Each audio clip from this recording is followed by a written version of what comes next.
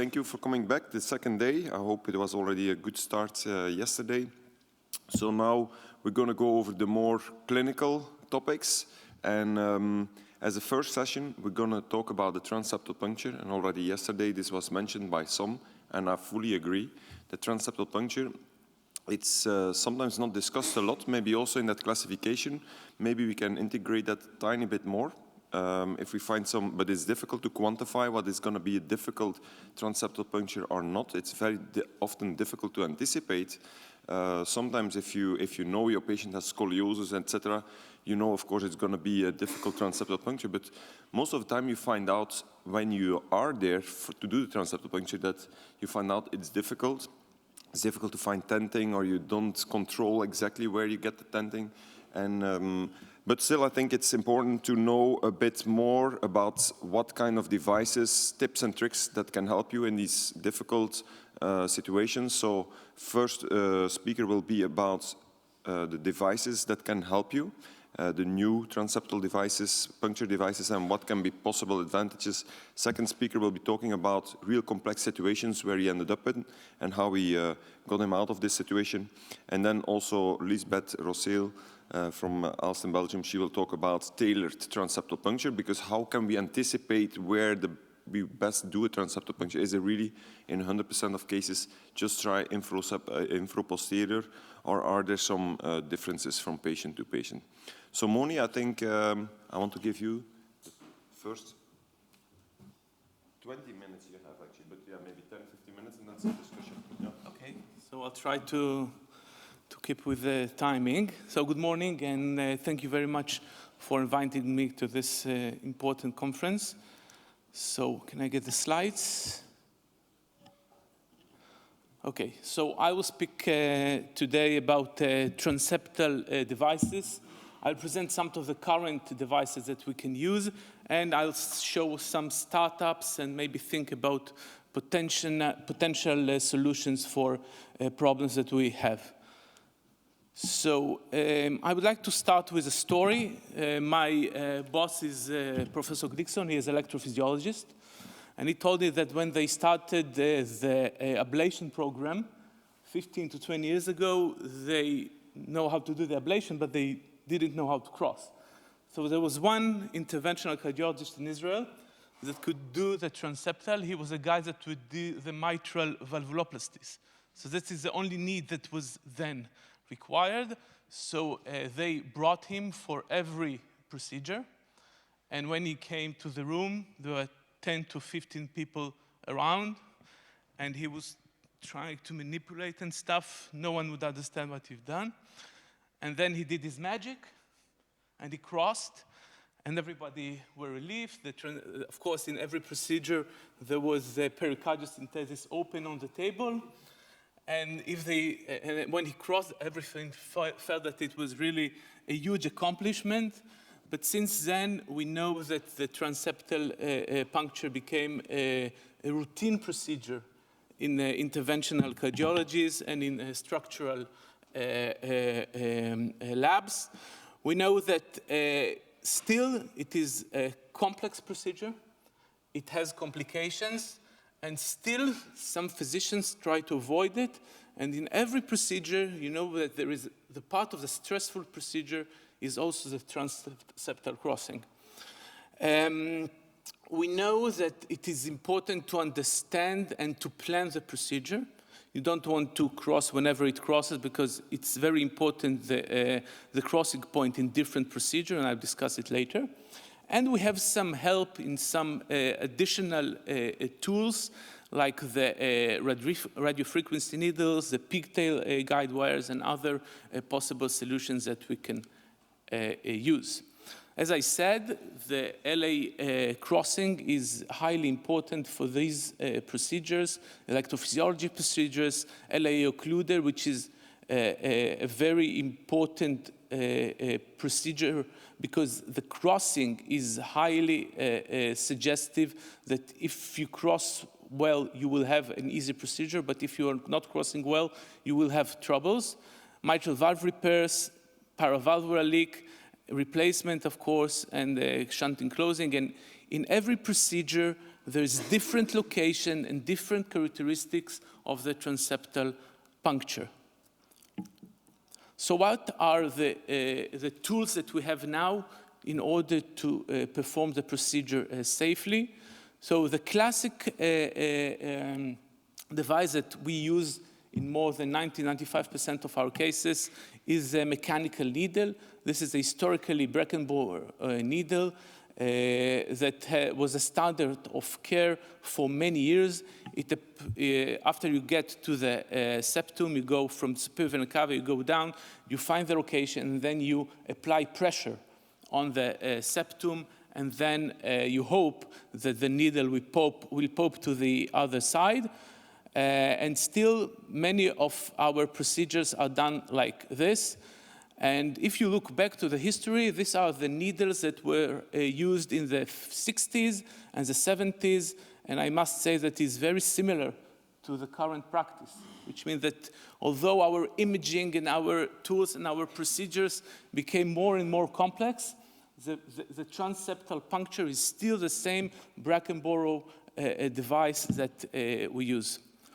So as mentioned before, the transseptal could be an easy procedure.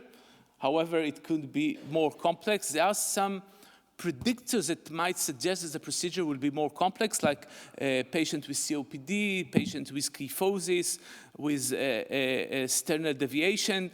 These are the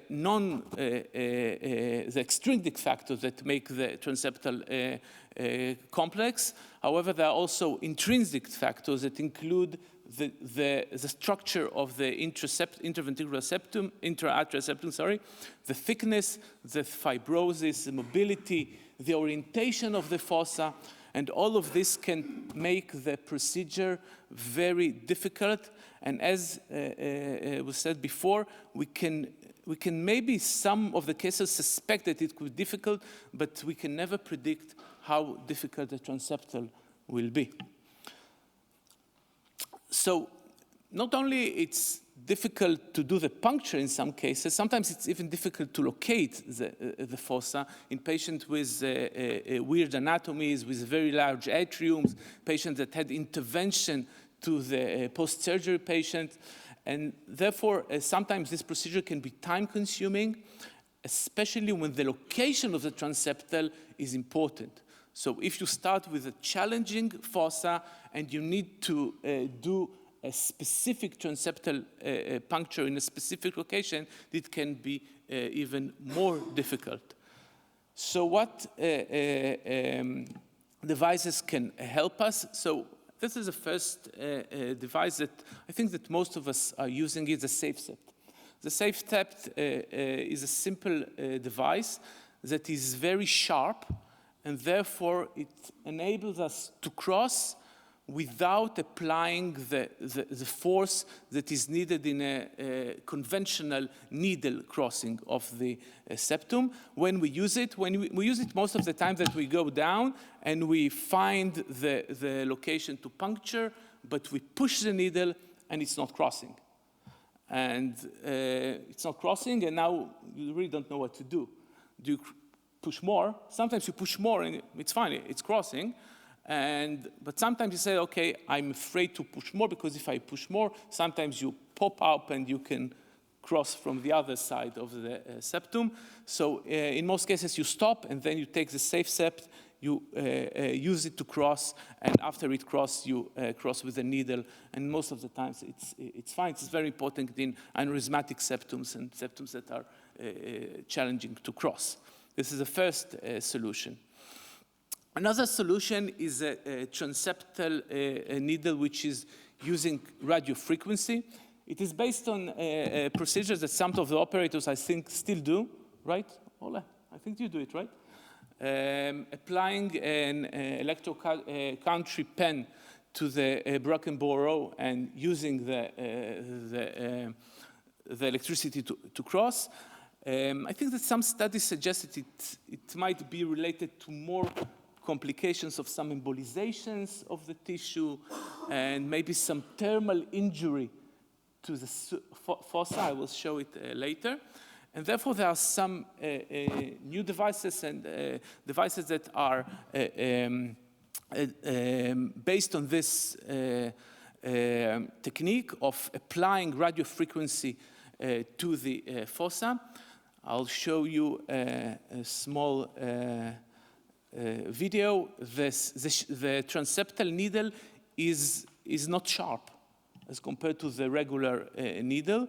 It crosses smoothly in the sheath. This is a mechanical transseptal that sometimes it's difficult to cross because of its structure. And then when you go to the fossa, you have some tenting, and then you apply the radio frequency, you cross, you make sure with the pressure that you are crossing. You can also inject some dye, and then you can cross safely without applying a mechanical force. This is something that we go with a mechanical, regular needle. You get to the point, you think that you cross, but you really don't cross. Sometimes you are part of it crossed, and sometimes when you apply more pressure to go with the sheath, you see that you are in the right atrium because it made some bend, and you don't have sometimes a support to cross with the regular one. So this is the Baylis radiofrequency transseptal needle. Other solutions are based on electrifying the wire and not the needle. This is the transseptal VersaCross, which enables vascular cannulation, transseptal puncture, and also device exchange using a single wire, which can help in reducing the time of the procedure. They have some data that shows that in cases that they use the VersaCross, the time of the LAA procedure was significantly lower. I think 7 minutes shorter than conventional one. After you cross, you have the stiff wire there, and you can work without the exchanging of the wires that we know sometimes is a bit frustrating during the transseptal puncture. Another possibility is to applying the electrocurrency pen not to the needle but to the wire, which make it make it safer. But again, this is some modifications of the thing. And this is what I spoke before.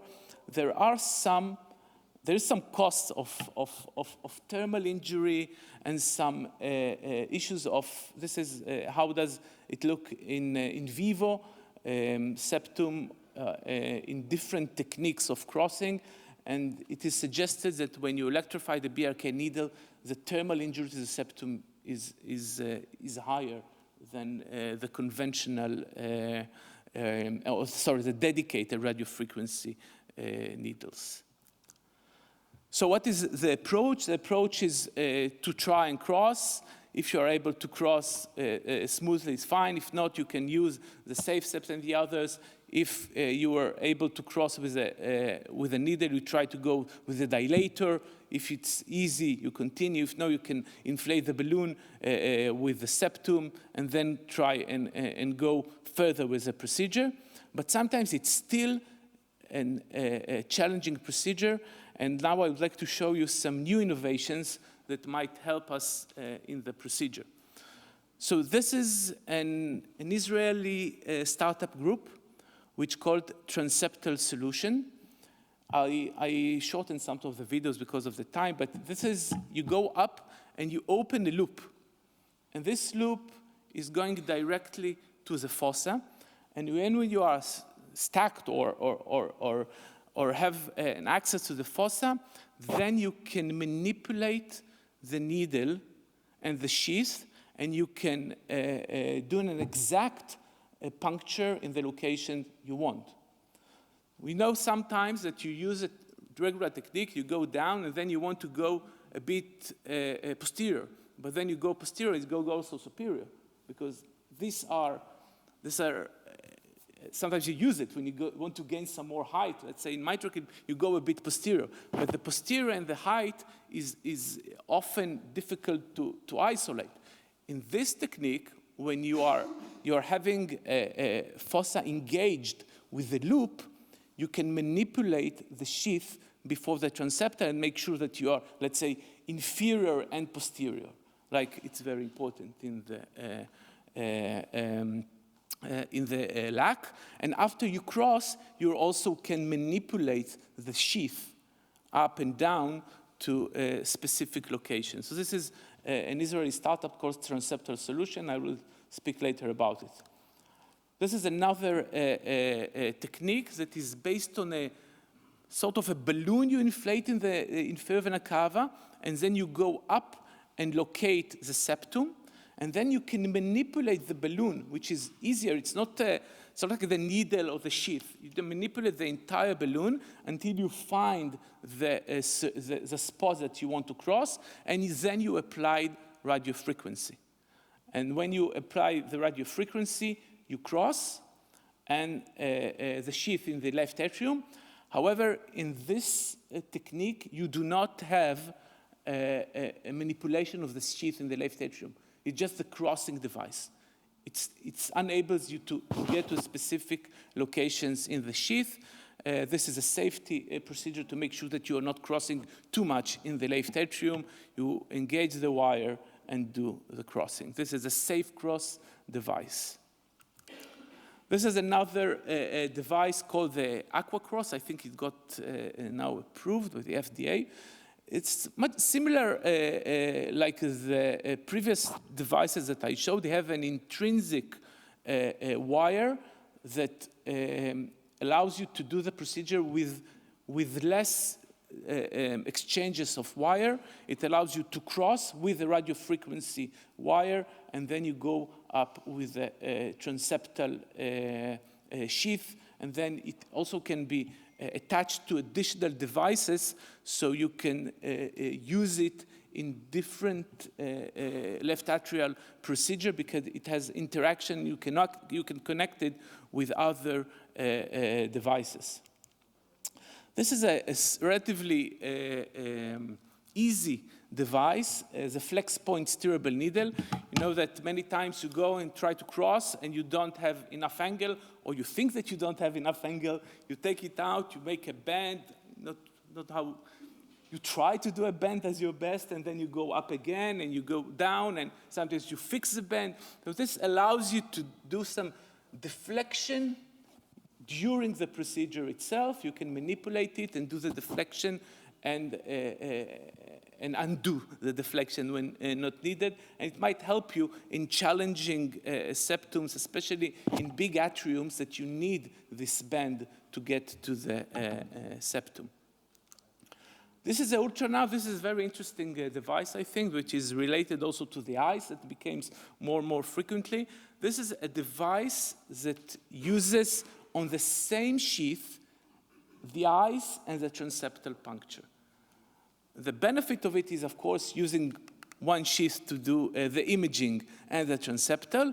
And also, I didn't see it in live, but it says that the transseptal and the eyes are oriented in the same place, which means that it will be easier to evaluate the septum with the eyes. You don't need to do a lot of maneuvers to find the atrium in the eyes. And this might help physicians that are not very familiar with the eyes to have better imaging of the eyes and crossing with the ultranav. But what is the problem with the startups? Let's go back to the Septal Solution. I spoke with the head of Septal Solution, and I told him, what about the company? So that we have some troubles because we don't have financing and stuff. And I said, why? Then he said, the idea of this Transseptal Solution was in his head for 10 years because he went to a microclip early in 2010 in Germany, and he saw that the physician was handling 3 hours to cross, and after he crossed, he was too tired to do the microclip, and he said, okay, if it's so difficult, so let's help him.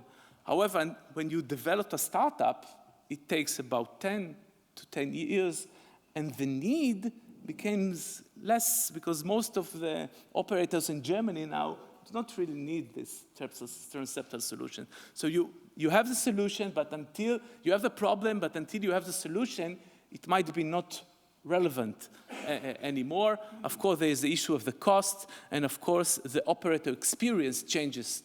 And if in the beginning we were very inexperienced, now we have more experience, therefore the needs might be changing. I want to show you the last issue. This is an Israeli startup called RealView Imaging, which is developed a medical holography.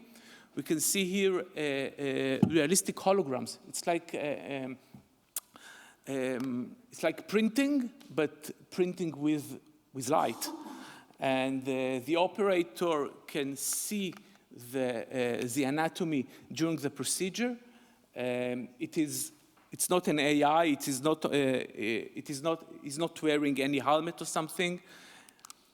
He could do cropping. He can change the rotation of the anatomy during the procedure, and he can crop, measure, and do all the measurements that we're doing in the echo. He can do it with his hand, with the hologram beside him. And this is a device. It's not on the head of the operators, which is very important because when you have something on your head, it makes the procedure much more difficult. You can use it in various procedures, not just in LA, but all procedures in the left atrium. I won't go into the techniques because of the lack of the time, but compared to other, like you go to the movie of the 3D, you have an illusion. This is not an illusion, and therefore you don't have a headache afterwards, and you can use it safely without the need of glasses or specific materials. This is how it looks in the cath lab. You just go and see it there. And you can use it in different procedures. This is in ELAACC transseptal puncture. The benefit that you can see also what happens in the left atrium when you go to cross, which means you can see your picture from the right atrium, and then you can see where is the crossing in the left atrium and maybe plan it if you want to go further. So this allows you an immediate answer regarding the location and the crossing point in the left atrium. This is one of the cases of the transseptal puncture using this hologram. And one of the benefits of this procedure, of this device, sorry, which is it enables you to continue and use it during the procedure. It can help you to do the ELAACC occluder during in the same procedure, which means it is not a just dedicated transseptal tool, but it is a general tool that can allow you to do several procedures in the cath lab. Thank you very much. Mony, really great effort you did to, I mean, already a couple of things I don't know or never heard of you showed, so that's cool that you show this. I don't know, we just had a discussion. Do you think we want to discuss this topic now that Mony is here, or Mony comes to take a seat here and we have here the other two presenters and we have the common discussion at the end, or maybe we want to talk about this, the specific transseptal devices right now? What's the... After the 3 talks. After the 3 talks? Okay, then we do that. Okay. So good. Keep everything fresh from what you said. Mony, please. Yeah. Okay, Luis, then it's your turn, and then we have first the 3 talks, and then we have the common discussion afterwards. So thank you very much for the invitation. I think it's a great initiative to share all this knowledge. Now I will try to show some examples and some tips and tricks for complex septums. Of course, we don't have all these fancy tools in our labs yet, so we have to manage with some other things. So as we have said, we have extrinsic and cardiac factors. For the extrinsic factors, if you already know, so usually it's better to have a CT to plan your transseptal puncture. But usually most of the most frequent cardiac factors are the floppy septum and also a very thick or fibrotic septum. These are the more common challenging septums. So here you have an example of a floppy septum. Of course, in these cases, we don't want to puncture the contralateral wall, the lateral wall of the left atrium, so we want to avoid this. And usually for these cases, I have ready my soft coronary wire inside the broken bone needle, and then immediately after I puncture, I advance the soft part of the wire, so I feel that this is safer than going only with the broken bone needle. So here you have an example of the fluoro. And of course, we have also these devices, the SafeSet device, and also we can apply some with the radio frequency to the soft wire, the 0.32 wire, which comes with the broken bone. Here we have an example also that when we apply the radio frequency, usually this wire also advance quite easily. You see all these bubbles also in the echo. And the other challenging scenario is the patients that they have a very thick or fibrotic septum. Then they are not always the same. Sometimes you have a very thick septum that is easy to cross, but in patients that they have already had previous transseptal puncture or cardiac surgery, they have a fibrotic septum, and even if it's thin, you can have a lot of resistance crossing the septum. So here is one of these examples. We are very close to as you can see in the echo, we are very close to the appendage, and when we apply some force to the septum, we cannot cross. It's a patient with a previous mitral clip, so also you can have in mind that these patients can be also difficult to cross.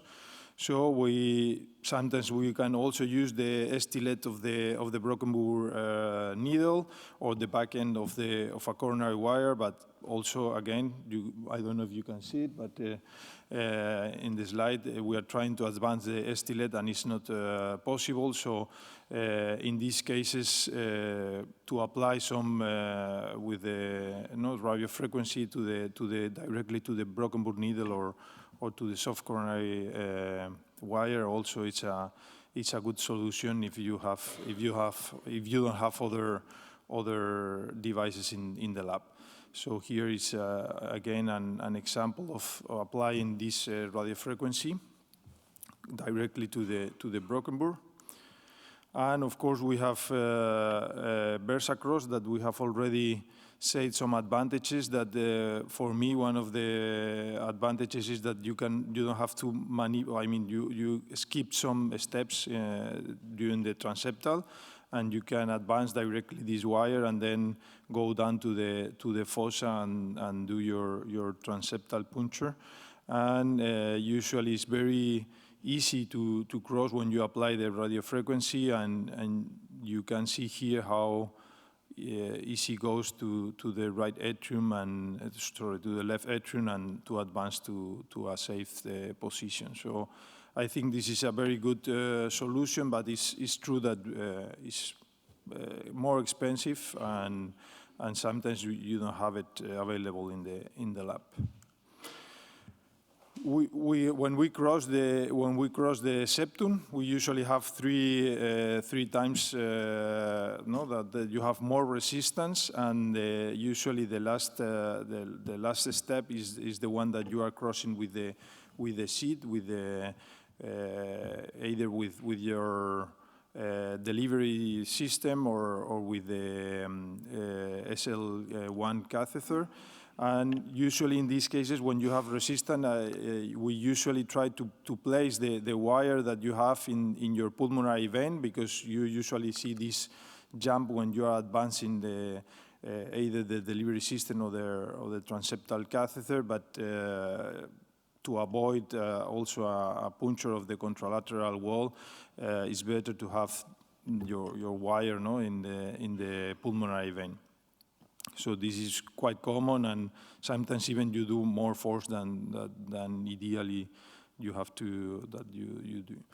And if you don't have, if you still have resistance to cross the septum, then you have the solution of the balloons. You can, if you have only a coronary wire, you can go with a coronary balloon.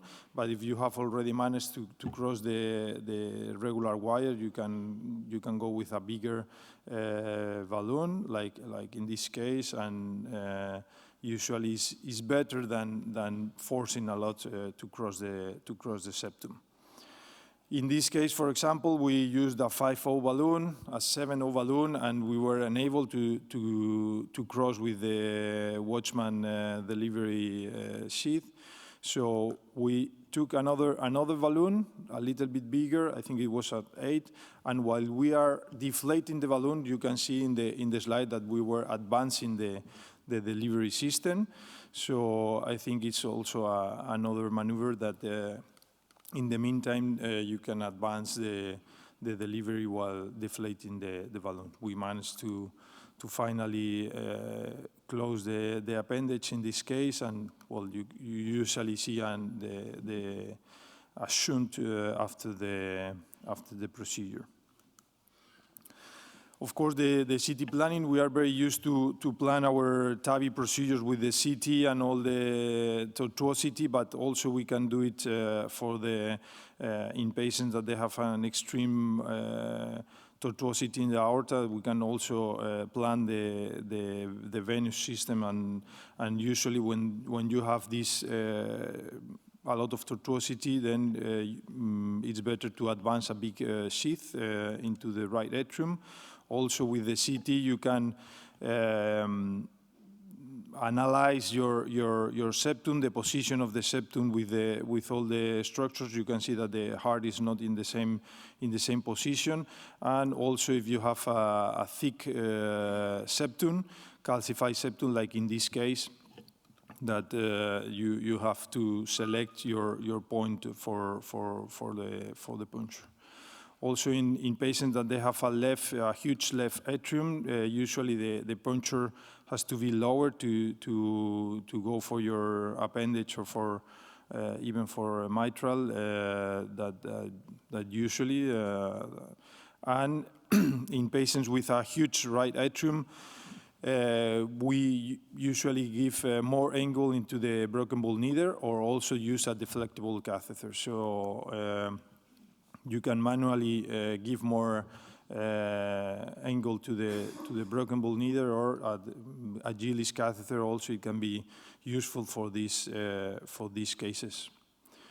Sometimes you find even you have a very good echo, baseline echo, but when you are in the lab, you can see one of these thrombus in the septum that we didn't expected. So we saw that in the inferior part of the septum, it was a spot to go for the puncture, and we tried to, well, we did the case. Also, you can see the baseline, it was a chicken wing, and also in the intraprocedural TE, we saw this thrombus inside the appendage. So we didn't go to the superior vena cava and go down. So we started in very inferior, and then we select this point below the thrombus in the septum, and very carefully we tried we crossed at this point in the septum with the wire. And of course, we placed a sentinel in this case, and we trapped the thrombus inside the appendage. So you have to modify, sometimes even if you have a good imaging, study imaging before, sometimes you have to modify your strategy during the case. In patients that they have a device in the septum, an ASD device, usually if they are below 28, you can find a place in the septum to puncture. But if it's a big device like more than 28, sometimes you will have to modify your angle of the needle, and in this there is usually it's difficult to cross these devices. To puncture is not a problem, but to cross with the dilator is difficult. And this is the largest series that I have seen, that they have 64 patients with an ASD in the septum. In half of the patients, they managed to cross behind or close by the device, but in the other half, they have to cross through the device. And in 1/3 of the patients, they have to use a balloon to dilate the device with a balloon to cross with the delivery seat. It was for AF ablation patients. And the other challenge scenario are the patients with surgical patches. And there are not many papers to describe this, but I found these 2 papers with less than 50 patients. But in more or less in all the patients, they were successful, except for one case that they had a Gore-Tex patch. So here in the patients with a Dacron or Teflon, it's usually with the broken board is difficult, but if you apply a radiofrequency, you have less resistance than in the Gore-Tex patches. And here you can see that with the radiofrequency, it's not that difficult to cross. But the Gore-Tex or the Unigraft patches are more difficult, and you have to apply a lot of forces with the broken board needle. You cannot cross. Even with the radiofrequency, is difficult. And in this benchmark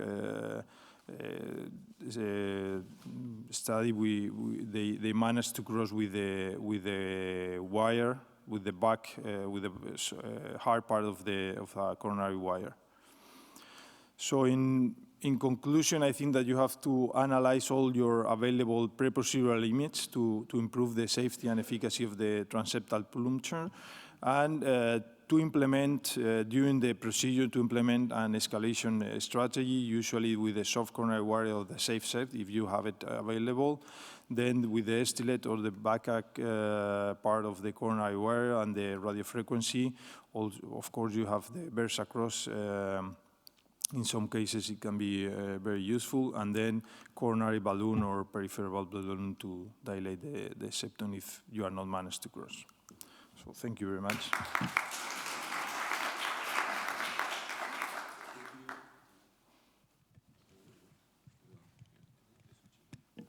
Oh yeah, thank you very much, Luis. It was a super exhaustive talk and very complementary to what Mony has shown just before. So we have a lot of food of discussion. We are totally on time. So now we have seen many tips and tricks to how to handle difficult septums and new solutions for startups. And now we will go to the last step, which is where to puncture. So I will invite Liesbeth to come at the stage to give the final part of this session, and then we have a lot of time for discussion. And I'm really looking forward to have the input of the audience about what we have seen. Is this one working? No. I'll use this one. Okay, so hello everybody. Good morning. I am Liesbeth. I'm from Aalst in Belgium, and I'm very happy that I can present this presentation because I think it's a very important topic. I might need to declare one conflict of interest, which is that I was trained in Denmark, in Copenhagen, with Ole. So you will see some similarities, maybe.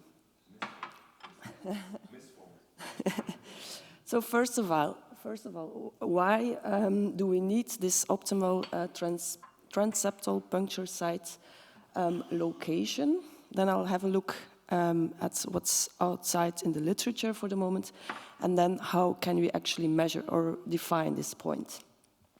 So first of all, why? You can see here in the sagittal picture on the left side that it looks more convenient to have the blue sheet this way, coming from a more inferior than when coming from more superior sides. And when you look to the coronal image on the right side here, it also looks here more convenient to have your sheet like this, anterior, and not from a posterior side. But why do we think this? That's some things I thought about myself, but maybe we can discuss later on other reasons why we think this is important. I think, first of all, for safety, because the procedure might become more easy, so safety might be an issue. The procedural time may become less, without also less use of contrast and radiation. But also, if you have a more coaxial deployment of your device, you might have less peri-device leak, and also maybe less recaptures.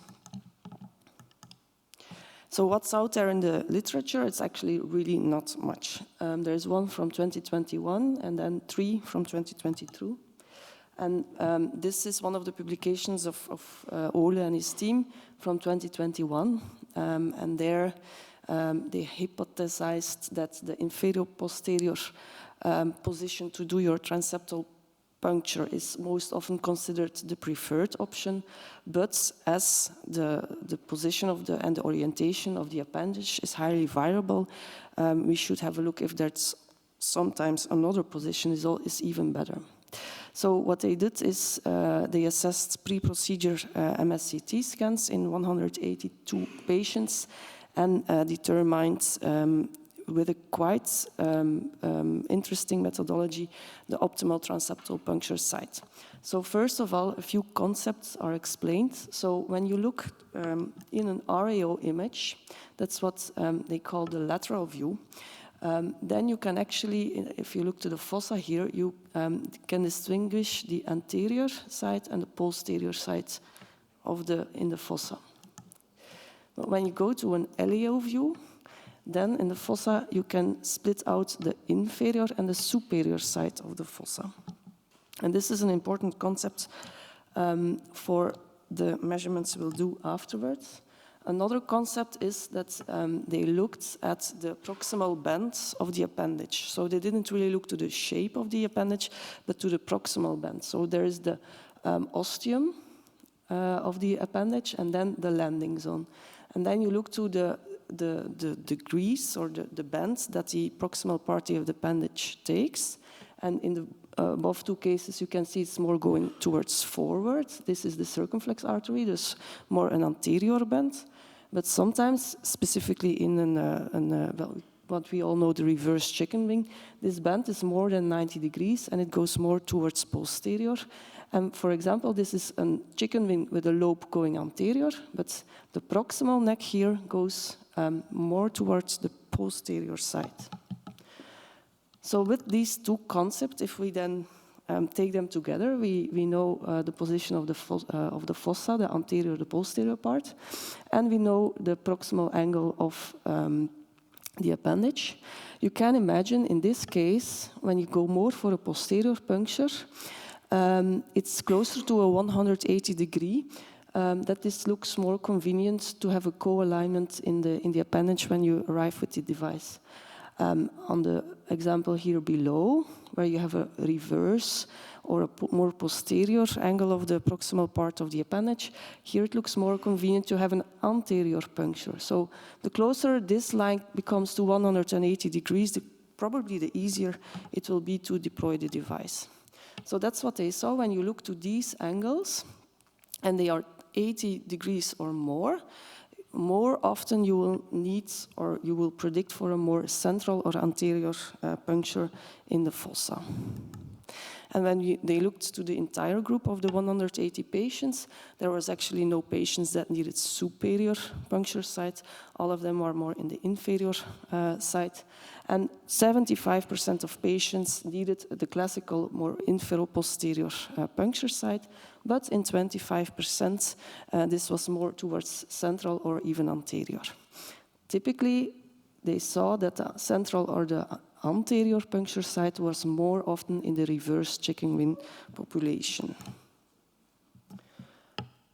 We can discuss this later. Then there's another article.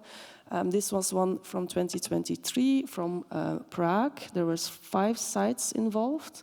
And what they actually did was 3D printing of, based on MSCT, and look if this helps in the understanding or in the pre-procedural planning for an appendage closure. They did this in 60 patients, and based on this 3D print, they would define an optimal, a suboptimal, or a non-optimal puncture site. And then during the procedure, of course, they aim to use the recommended transseptal puncture site. So here you can see some of those prints and some of the exercises they did with going in with the transseptal sheet.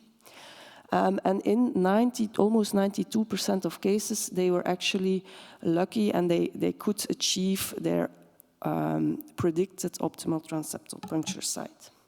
And what they saw was that in 45% the puncture site was posterior, 45% mid, and 37% of cases needed an anterior puncture site. Also interesting here is that in 2/3 of patients you had only one optimal site, but in 1/3 of the patients there might be 2 or even more optimal transseptal puncture sites. Interesting parameter that I didn't know yet is that they also looked to the angle between the mitral valve annulus and the ostium of the appendage. And then they looked at those patients if they needed either anterior or posterior puncture site, and they saw that if this angle is above 100 degrees, that those patients typically need a more anterior puncture site. Interesting marker, I think. We can discuss this later. Then the third publication I found here, it's a study from Ulm in Germany, where they printed, based on MRI, cardiac MRI, a cast that you can see here of right-left atrium, the left upper pulmonary vein, and they also made a vena cava inferior and superior, and then they also printed out 16 silicone models of appendages, which they mounted on this one, and they actually made some holes in the cast and then looked what the best puncture site would be. At the fossa, here you can see some of the images. Now, this article doesn't really tell us something about, most often we need it more inferior or posterior or whatever. This was more like a training model, so you can use it as a training model in pre-procedural planning, and you can feel that sometimes, that's what they say, sometimes it's very important to have a good transseptal puncture site location, because it really interacts with the deployment of the device in vitro before the procedure. And then the final article I found, this is a Chinese article from 2023, where they used a big retrospective registry, the ELAACC ablation registry, and there they had 55 patients with a reverse checking ring, and they divided these 55 patients in 2 groups. There was a simple group, where they saw that the depth of the sheets was higher than the device depth, so a good depth to deploy your device. Then what they called the complex group, that was the patients that had a shorter sheet depth in comparison to the device depth. And in this complex group, they would either deploy the device with a protruding proximal part, or they would do a new transseptal puncture, but more to the anterior inferior side. This was with the first generation Watchman, and what they use as a reference to see to compare groups is an RAO angiography of the appendage, and they look to 3 things: the depth of the sheet, the angle between the axis of the sheet and the appendage itself, and if the sheet arrives rather low, mid, or high in this appendage. And what they saw was here, of course, as they defined, the complex group had less deep depth, less sheet depth. But what they also saw was in this complex group, they needed more repositioning and the success rate was lower as compared to what they called the simple group of reverse chicken wing patients. And interesting, I think, is in the patients where they did a transseptal puncture. So first of all, what they saw was that they could increase the depth of the sheet by going more anterior in this population. They could, the angle here would become bigger. They had 30 degrees in the beginning, and after re-puncture, 52 degrees. And they arrived more often lower after the re-puncture to the more anterior side in this group of reverse chicken wing patients. So they concluded for cage devices that it's re-puncturing more to the anterior side in this specific population comes with a few advantages. So then the third question I want to ask or pose is how do we measure this? I'll be honest how I do it at my cath lab. I don't have the Transseptal software for ELAACC, but I do have the TAVI software. And what I use is actually the MPR, who is at the left bottom of your screen when you do TAVI. When in the TAVI platform, you can use the MPR. And there I look to the heart, first of all. I have a look at the orientation of the appendage, and then I do my measurements. So I have a look at, we all know how to do that. I measure for sizing. But then what you can do in this version of TAVI software is you can go to an RAO, and this is for me to understand where will I do my puncture. So this is an RAO view. You can see here the spine. So this is posterior, this is anterior. And here, this is an example I took. This is a reverse chicken wing. And so here I want to be more anterior. It looks easier if you will arrive like this. And then I go to the LAO in the software, where I know I have superior here and inferior here. And of course, I would rather arrive inferior. So this is how I prepare my procedures. Now, this is a clip I have from Ole and Yannick. I don't know how to press play here.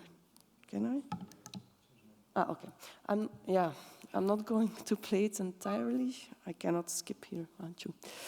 But here they show how to do, this is the Transseptal software for ELAACC. So they first of all defined already the landing zone and the landing zone and the ostium. And here you can see that they are looking now for the interatrial septum. And they will define the fossa.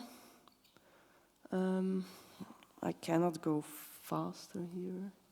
So here is the septum, and then they go here. They align it with the septum.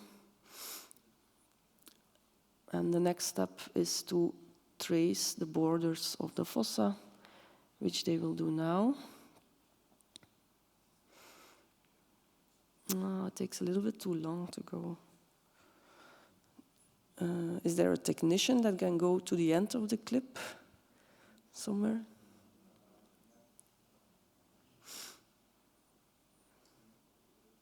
Okay, yes, good. So what they do now is they take the center of the landing zone, the center of the ostium, and in an RAO view, and then they will draw those lines to see if, to have a look which looks best, puncture site more anterior or more posterior, because we know we are on the RAO, we know this is anterior, this is posterior. And the closest to 180 degrees looks the most convenient. As a next step, so this is RAO. As a next step, they will go to they delete first the lines, and then they go to the LAO. This is again, this apical view, which we saw in the beginning, and here they will define the superior axis and an inferior axis. And this is how you, again, can have a feel before you go into your procedure, where you want to go for the puncture site. So here I would say the inferior typically looks the best. Now there's also FEOPS. I don't think everybody has access to FEOPS, but it's also based on CT. They simulate device sizes, but they also simulate in their latest versions the transseptal puncture site. So here you can see that they've drawn the landing zone, the ostium, the axis of the appendage, the mitral annulus, and here is the fossa. And what they'll do is they can also even simulate the delivery sheet. And what they do is they draw the lines anterior, posterior, inferior, superior to have a look before you go into the procedure what you would like best. And here is one simulation of a reverse chicken wing again. And you can have a look how it looks like. So it's a web-based platform where you can do those analyses. And you have the 4 lines. And there, again, you can appreciate where you want to go best. Again, what they do here is they go first to the RAO and have a look to the anterior, posterior position. And then they go to the LAO and then define inferior, superior. Then there is TruePlan. This is the software from Boston, where they also simulate the fossa. And you can simulate also a delivery sheet inside. And here you can also play with the RAO and the LAO to have a feel where you want to do your puncture. And maybe we can discuss if somebody else knows another software that they use in daily practice to define this. So, yeah. Just to conclude, I drop a few hypotheses, and actually after discussing yesterday with Nina, I was already afraid to keep this first line. For my opinion, MSCT, I think for me, is the golden standard. But when I hear now from Nina, she uses the 3D TOE, and actually she can also appreciate at what site she wants the puncture to be done. So maybe this is already open for discussion. It was also asked to us, do you have a proposal for a study? I don't know if I should mention now. Let's indeed take that in the discussion. Yeah. Maybe you lead it. Yeah, sure. Thank you very much, Liesbeth. First of all, thank you. So, can I have my slide?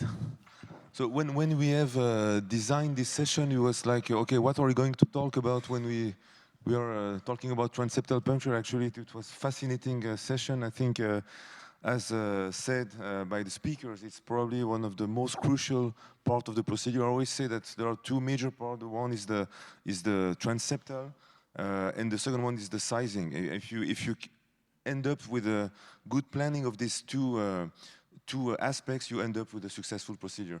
So we want to make it extremely interactive, so don't hesitate to talk, and Ole will lead the discussion together with me and all the speakers here. So we need a precise transseptal puncture. It was said by the speakers because we want to place the delivery sheet into the ELA with a coaxial orientation, because we want to deploy the device not like an average placement. We wanted to make it. We strive for perfection. So now it's not time anymore to have a device placed in a bad way. So one of also was alluded by the speaker is that when you don't have a good access to the appendage, you end up with an off-axis placement of your device, and that leads to a lot of issues like peri-device leak and thrombosis and so on. So the best combination is having an optimal sizing and also an optimal transseptal puncture to have a good access to the appendage. So now we can open the discussion, and I will probably start with the first speaker, Mony, which I give as, and also is, Luis also has approached many of these questions. So in any lab in the world, starting a program or even an advanced program or whatever, what is for the audience here the minimum equipment that you need in the lab in case of you face any kind of problem? So, but Adel, that would be interesting to hear a little bit. Yeah. I'm interested actually to hear what is the standard, or is it again very heterogeneous here in the room what everybody is using, or is there some kind of standard? So anybody willing to share, or do we do it with hand sharing? Like, who's sticking to the classical old-fashioned style broken bro needle? That's the majority, I would say, yes. And who takes automatically, with most of the cases already, some other kind of facilitating tools like an electrocauter or a safe sept wire, or are there people doing this? Very few. A couple. Well, still a couple, 5, 6 people. Yeah. Okay. Yes? Just a very short question. I use the classical needle and sometimes the hard end of the coronary wire. In case of radio frequency connected with the crocodile connector, for question for Louis, what is the exact energy you should apply to cross the septum? Can you explain us that? We usually apply the 40. We put in the electrocautery 40 and we apply. And when we use the 0.32 wire, we advance very little, because if you advance more, you don't have enough energy to cross. But with 40, usually is fine. Yeah. Yes, Marek? Just one comment, because no one of the speakers mentioned about talking about the classic needle. You all said about the blunt needle.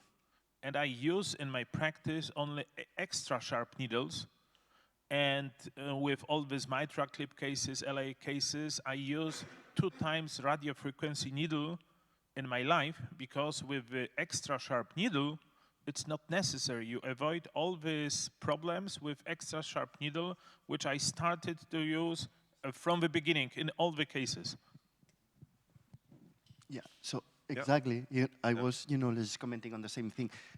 First, it's extra sharp, it's extremely useful, but also to start with a curve 1. Because for mitral clips, usually, I go with 0 because you want to go high. But having, like a curve 1, or you can just shape it. But I think that it's a formal recommendation should be done in that sense. To have extra curve in the needle, it's very useful. And the other thing, the other comment is that we used to do a lot of coronary stuff. But the problem with I don't know if you experience that, if you go with a sharp end, sometimes, you go across, but then, the needle doesn't cross. You have to make, several times. And even if you just then change, to the soft end, it doesn't go.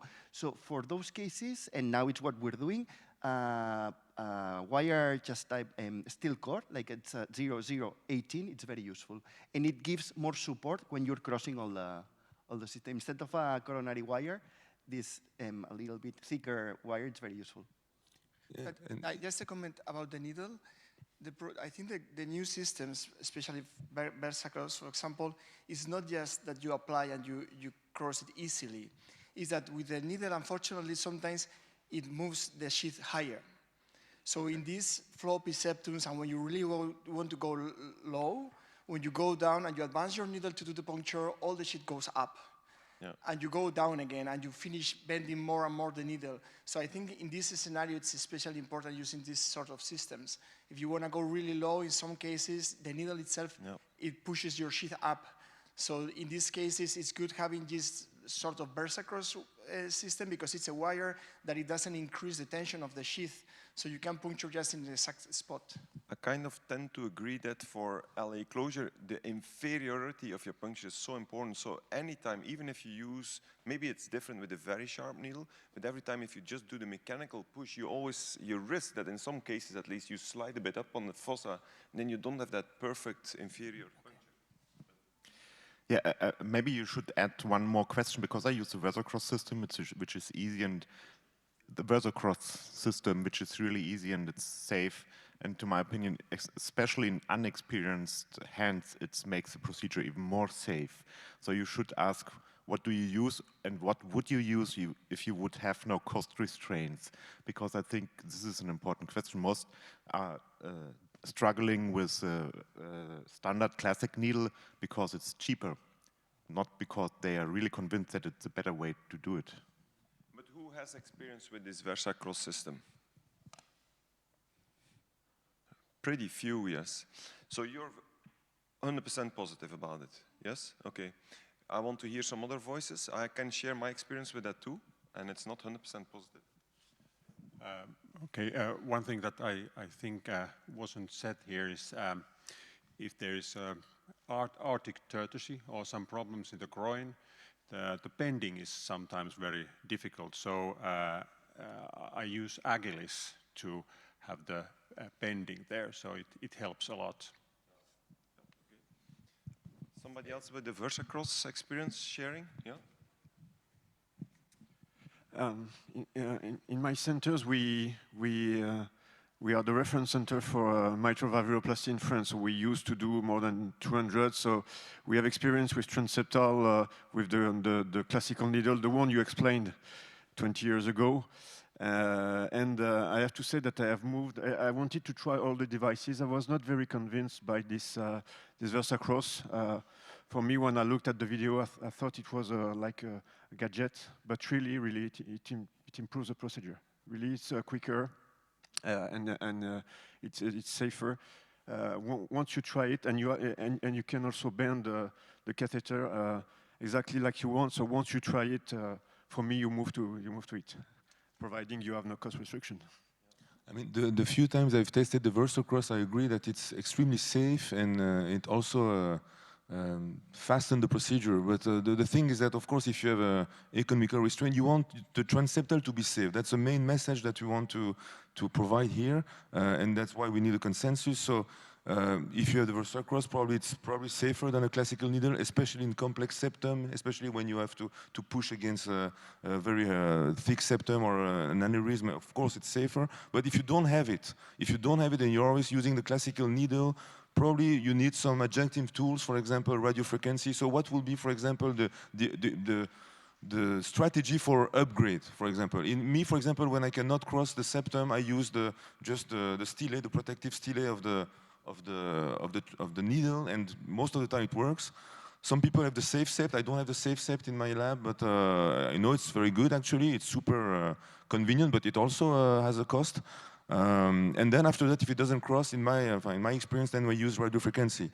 But yeah, so we need maybe to have like an algorithm. Yes, I have just on comment. It happened to me when I make a sharp bend on the needle to curve, and sometimes it can detach some plastic material inside of the sheet, despite the stylet.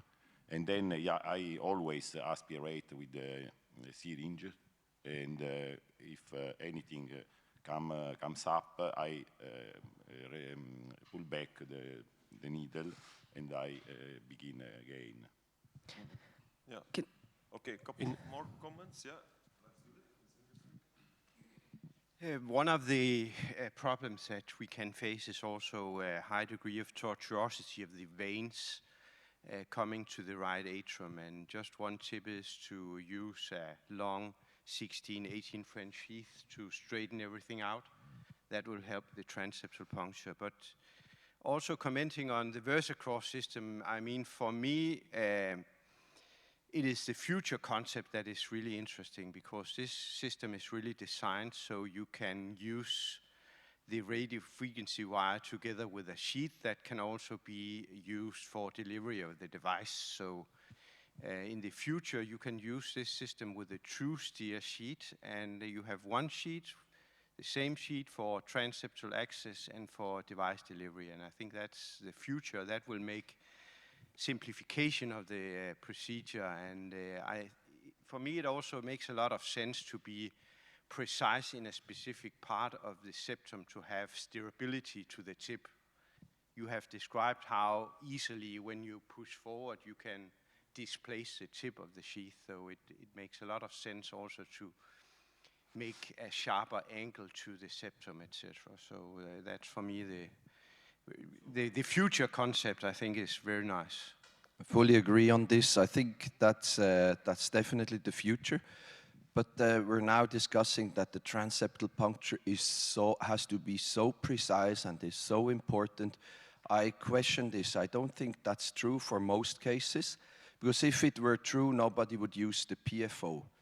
And I assume that most people in here, they use a PFO if a PFO is present. So in most cases, the transseptal puncture doesn't need to be as precise as we're discussing here. It's only a few cases. And we actually looked at this. When using the PFO, we were able to get a good LAA closure in 96% of cases.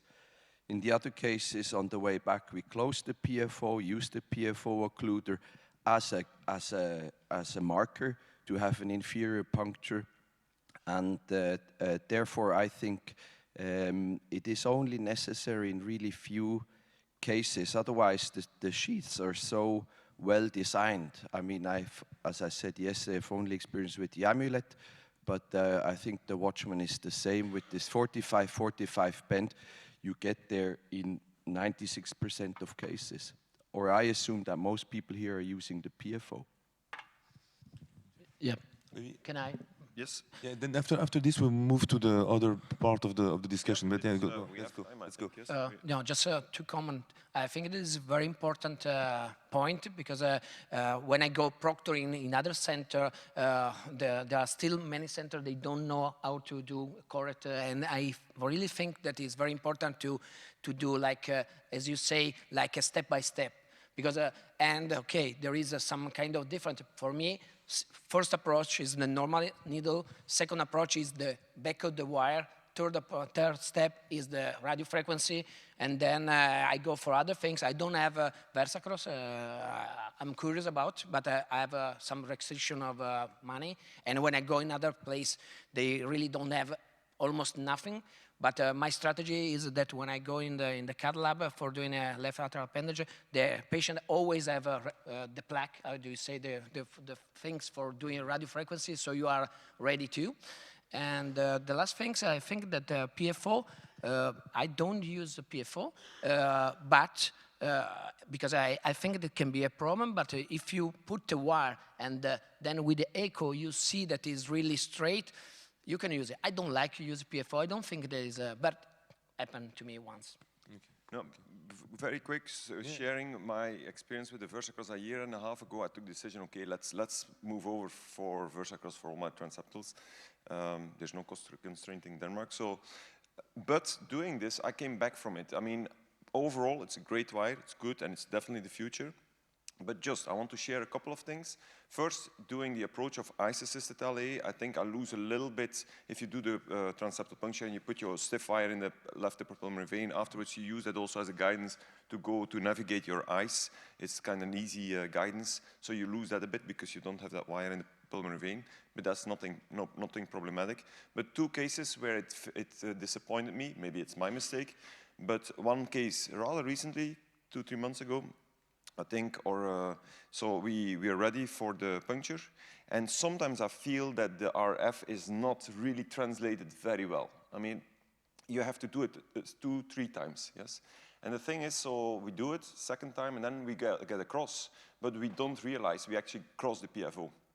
We think, okay, we have the transseptal puncture, we continue, and that's a little bit unfortunate. I don't think I agree with the PFO thing, because we ended up, if you go across the PFO, you end up in the roof of the appendage. So we were really, really struggling. We didn't understand what's going on until we really realized, okay, we actually just, that's the problem with the VersaCross wire. If you push and you don't know there's a PFO, and you push and you don't actually transmit the energy, and you keep on pushing on the wire, because that's what you do, you actually slide through the PFO. So that's one thing. And then the second thing, in the last 5 years, I had one pericardial effusion where it didn't stop spontaneously and it had to go to a surgeon the last 5 years, and that's one case, and that's due to the VersaCross. And it was not even the appendage, it was purely 100% the VersaCross. What happened is, there was a jolly New Zealand fellow doing the case as first. He was good, but his maneuver of the wires is a little bit, yeah, well, I was also in the convincement we had done a 30-40 VersaCross cases, smooth, everything. So you think this wire is extremely safe. So even if the wire is bouncing a bit in that left atrium to the roof and back and sometimes to the roof again, I mean, you think, yeah, okay, it's a safe wire, nothing will happen. But no, actually, it was also a single shot implantation of the LA, so I knew it was an uncomplicated LA implantation for the rest. But actually, very slowly, like an hour and a half after on the department, they call like, yeah, patient is not top, okay, do an echo, some pericardial effusion. I was already like, where does this come from? Maybe transseptal puncture. I knew that the implant was for sure good. Okay, then maybe an hour later came even a little bit more. Everything went very slow, but okay, enough to do a pericardial synthesis. It's Friday afternoon, late afternoon, evening, you think, yeah, it keeps on coming, some fluids. So I decide, okay, I have to call a surgeon, let's explore this, I don't understand what's going on. So they opened up, and what they found was exactly, they have a picture of it, on the roof of the atrium, 2 extremely small punctiform holes of 1 millimeter. So the surgeon, he opened up, it took him like less than a minute, they put the 2 sutures over the hole, closed again, and the patient is perfect. But that shows that this wire, which I thought was extremely atraumatic, well, maybe it was my mistake, I got too much confidence in, and that the fellow was, yeah, he can play around, that can bounce around the wire in the left atrium. I mean, that's not the case. So if you do it, probably, I mean, I do it again for some cases, but still you have to treat that wire normally, still with some care and tender. So you don't have to push it like in the roof and back and roof. I mean, you still have to, you can still slice or damage something there. And this was also a patient on corticoids, and so probably something happened there. So that's just sharing a little bit on that, but I think overall it's a great wire, of course, and it's the future, definitely. I mean, for sure, we need to know the equipment, and we need to know the potential drawbacks, and that's all equipment. So but that's why I want to share it, because if people start using it, and I think they should also, and in the future, there's the future, but still, which is normal, my mistake, I mean, you should still use it with care and tender. And gather experience, because this classical needle has been used for decades, and this is relatively new, the Rosseel. So to go to another part of the discussion, so we have seen, for example, it has been shown by Liesbeth very nicely, who here in the audience is planning the transseptal puncture? Who is planning the transseptal puncture with an imaging tool? Okay. Okay, then the second question is which imaging tools and what to look for? Another question is any methods to check for optimal transseptal puncture during the procedure? When you have crossed, you say, okay, do I have a good alignment? How can I tackle the fact that I have a good alignment or not? Or do I have to go back for another transseptal puncture or not? Then another question that will come after, should we be inferior in all cases? I think we have already the answer. And I will have your input about the posterior anterior. So let's start maybe with the first question. Do we need systematic pre-planning? What is your opinion after what we have seen now? Do we have to at least look at some aspects of the septum, yes or no? Okay. And who wants to develop that? Yes, I think that, as it said, in many cases you can go blindly and do transseptal puncture. But if you are trying to build something for new hospitals and stuff, I think that evaluating the septum is highly important. And I think that you can get a lot of information about the thickness of it, if you had a small fossa, if you have lipomatous hypertrophy, you can get information from the CT scan. And although for expert and the people that have done hundreds, it may not change their attitude. For new people, I think it is highly important to get the information about the septum and plan. And to know this is going to be a more challenging procedure. Maybe I'll bring someone, maybe I'll do something else. Because if you go blindly, you will meet some adventures that you might. Sure. Yesterday we have talked about LA classification. Maybe we should do the same for transseptal puncture. But I mean, we should differentiate a classification for transseptal puncture and another classification for LA. I think, but then we have to decide. And no, it's not yet.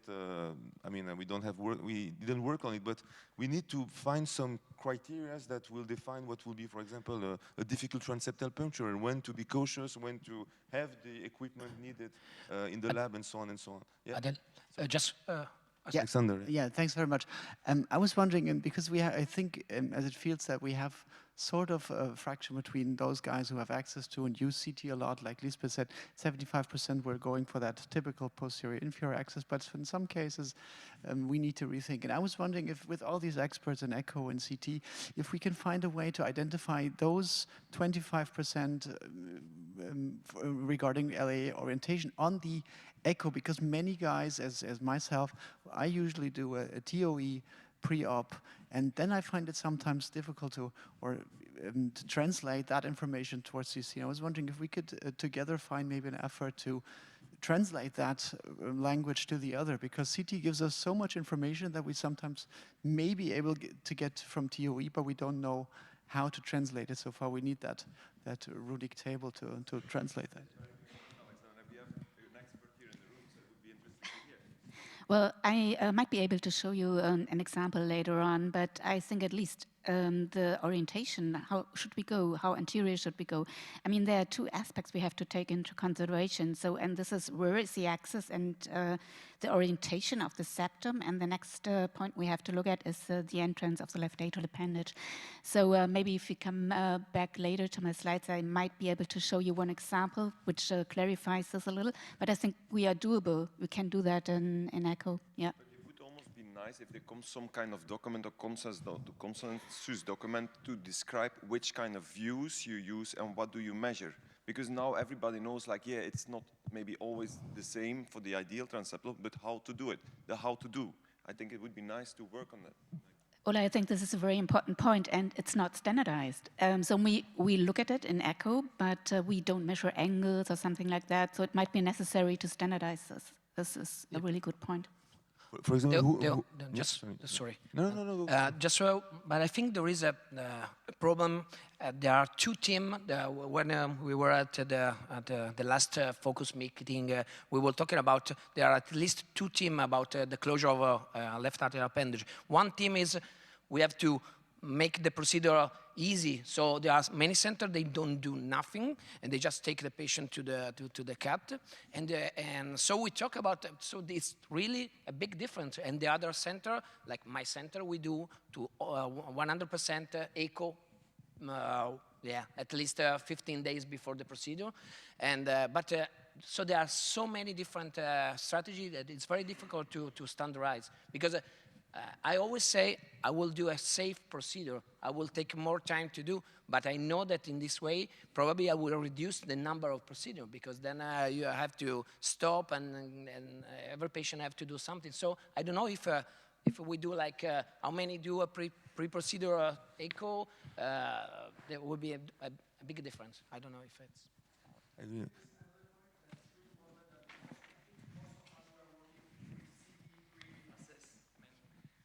We have a lot of information, and what I've missed from that is that I have a lot of pre-information, but I'm not able to use it directly during the procedure. I remember when Philips started with the heart navigator system, it looked like something interesting, but it's true that there are some missing points, that there is not a really link with the heart. The movement of the heart doesn't go with the imaging. But if you have the CT and you can really assess which is a straight line to go to the appendage, to put a marker in your septum, and after that you can put that on your fluoro, that will be the future. I mean, you go to do the transseptal puncture, you already have a reference, you know that if you puncture there, you're gonna go straight directly to the appendage, and this would make the procedure much more simple. So all these pre-procedural planners like TrueView and all these things, they should work probably in this sort of solution, because it would make the procedure much more easier for everyone. And another just point that we never talk about it, it's imagine that we were talking yesterday, like you have a huge atrium, you have like a very low appendage, so you try your best with everything, all the tools, but then you don't got a good coaxiality. How to manage, you know, because we are here, we're experts, how you manage, you know, when, you know, it's coming from, you know, superior and just to make something. Yeah, well, of course, that's I also mean, maybe... and there's no stealable. Yeah, because the transseptal puncture, we want to do a good transseptal puncture in order to get to that perfect coaxiality. But if you cannot get it... no, so with Boston, you have the possibility to have the double curved, single curved, anterior curved. Maybe in the future there comes some steerable sheets. Who's have some strong opinions about which sheet is superior to another one, or is always used? There's like Cybel Carr, I think, or some guy in the US, he's always using the anterior curved or the single curved. I rarely use it, or... but for example, Ole, you know, in CSI, I see Horst Siever, you know, shaping, you know, like live, you know, like the sheath. Does it work? My feeling is that, you know, like after you put the dilator, it doesn't work. So what I mean, of course, if you have like a super, you know, steerable catheter, then it will fix it. But now what you're doing? Well, I can share you a small thing that I do, since I do LA closure already more than 10 years, but what I do only the last couple of months or 1 year is something, because I started to find out, okay, in fact, if then unfortunately it's CT based again. But if you on CT you can calculate the optimal implant view, and then you say, okay, in REO 30, caudal 10, there you have like the alignment of your ostium and your landing zone. You know you look like on TAVI, yes, that you have alignment, no parallax in that landing zone or that ostium. So in a way you have these radiopaque markers also on your delivery sheet. So in a way it's very easy. You can use these to get the perfect coaxial alignment, so these rings on your delivery sheet. So if you see that you're in your perfect implantation view, you know up front from the procedure, and there's still some parallax in, like if you do an evolute, there's some TAVI operators here too, if there's still some parallax in your delivery sheet, it's not good. So you keep on turning counterclock until you have also alignment your sheet. And then you know actually if you do that, then you automatically have 100% coaxial alignment and you have much better outcomes, better closure rates, etc. So that's something we don't use enough as an operator to know, like if we go to our optimal implantation view, just torque that catheter as much as when there is no parallax in the delivery sheet, and then you know you have perfect coaxial alignment. So there's some small tips and tricks we can use during the case, which we maybe don't all do. Yes, we're so occupied with the device that we almost forget about the delivery sheet, but the delivery sheet is deciding a lot what the device does, of course. Yeah. 1 minute to finish the session. So I think I try to summarize all the messages. So we have talked about the equipment. I think it's relatively clear in the mind of people what are the different options. I think we need to come up in the future with some kind of, again, classification with again, because I've understood from yesterday that people want simple classification. So we need to understand what we have to look for. What, for example, you look at a CT or a T, you say, okay, that is going to be a straightforward case because the appendage has a high takeoff. It's far from the mitral valve. I mean, even I can be a little bit more forgiving in terms of transseptal puncture, but look at the case here on the right. It must be a super accurate transseptal puncture, so you need to plan it to avoid a failure. So, also, we have talked about the extrinsic factors, intrinsic factors that you have to take into account for a difficult puncture. And then there was this planning, so how we have to do it. That's an open question, and we have tried to come with some answer. We have dedicated software, but not everybody has FEOPS, so Liesbeth has shown how to do it, but it's very nice actually, but you need to have FEOPS. And we need to know how to do this and find this out on TE. That's crucial because we have to realize the majority of people uses TE. So how to detect this? We have to really work on this and find this and define this. Sure. So that was what Liesbeth has shown already. So you have the study of Ole, and I just wanted to show maybe some last thing. Yeah, this is a typical case when I had to go for anterior and very inferior to get the case successful. And don't forget, I know we have someone who is doing without echo, I think, here in the room, but it's an echo-guided puncture, so you have time to make it as accurate as possible, and it's basically actually you need only 2 views to be accurate, so take your time during the transseptal puncture, and we could not develop everything during this session, but it was super interesting, so I would like to thank again the speakers for their great talks, and we'll come back to this with the consensus document to try to summarize what we have said today. Thank you very much.